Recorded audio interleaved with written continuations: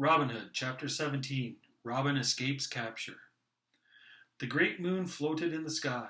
The four fellows walked the road like four shadows. They came to an inn, and Robin suggested they stay the night. "We are still very near London, uncle," said Will Scarlet. Nevertheless, they entered the inn. As they ate, Little John winked at the young lass who served them. During the meal, the landlord came to the table and said that Richard Partington wished to see the lad in blue. Robin rose quickly and went outside. "The Bishop of Hereford has turned the king against you," said Partington. "The king sent men to arrest you at the archery fields, but you had gone. Now he has 1,000 men on this road to take you. The bishop leads them, and he has sworn to hang you. The queen sent me to warn you." "I will go one way tonight and send my friends another way," said Robin, "and I will let the landlord think we are all going to St. Albans. You have saved my life again, Richard Partington. I will not forget it." "Farewell, sir," said young Partington. "Go safely." The two shook hands, and the lad turned his horse back to London. The yeoman left the inn. "Now," said Robin, "be sly. Will Scarlet, you shall lead."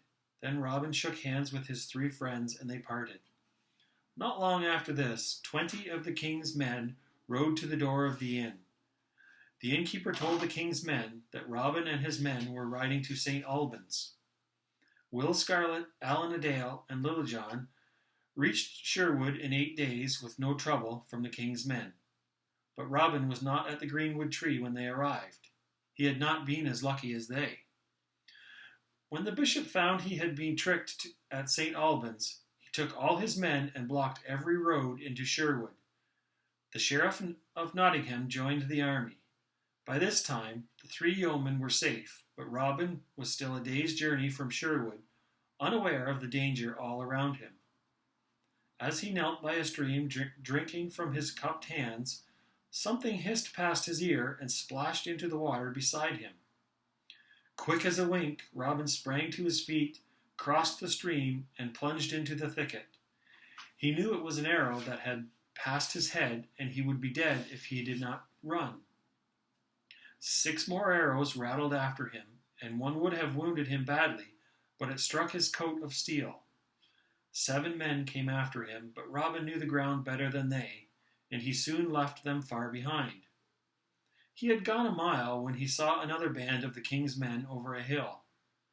Before they could see him, he turned and ran back the way he had come. He ran mile after mile until he could run no more. As Robin rested in a hedge, Quince the cobbler came by. Robin offered to trade his own fine blue clothes for Quince's rough patched jerkskin. Quince thought this was a merry idea, even when the king's men found him and arrested him because they thought he was Robin Hood.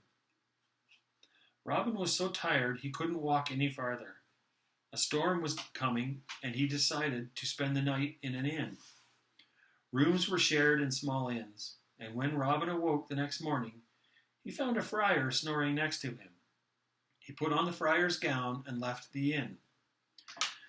In the afternoon, Robin met Sir Richard of Lee, a knight he had helped some years before, when Sir Richard had tried to visit Sherwood, but was turned away. The sheriff's men were now in front of Robin. The king's men were behind him, and they knew of his disguise. Robin's heart sank, for he had no place to hide. Sir Richard offered to help. He took Robin to his castle, disguised him as one of his men, and brought him to Queen Eleanor to ask for her protection. The queen was indeed surprised when Robin dropped lightly to the ground inside the garden wall, but she went directly to the king and pleaded for his life. Sir Robert, a friend of the queen's, came to Robin and said, "If it were not for the queen, you would be a dead man. Let this danger teach you 2 lessons. First, be more honest, and second, be less bold in your comings and goings, or some day a trap will catch you. You have put your head in the angry lion's mouth and escaped. Do not try it again." The queen returned with Edward Cunningham, the king's head page, and announced that the page would take Robin safely back to Sherwood and see that no harm came to him. 3 days later they set out. They passed many of the king's men returning to London, but none of them stopped the two travellers. It was the Queen who had saved Robin. Robin followed Sir Robert's advice and never went so far from Sherwood that he could not return easily and quickly. End of chapter 17.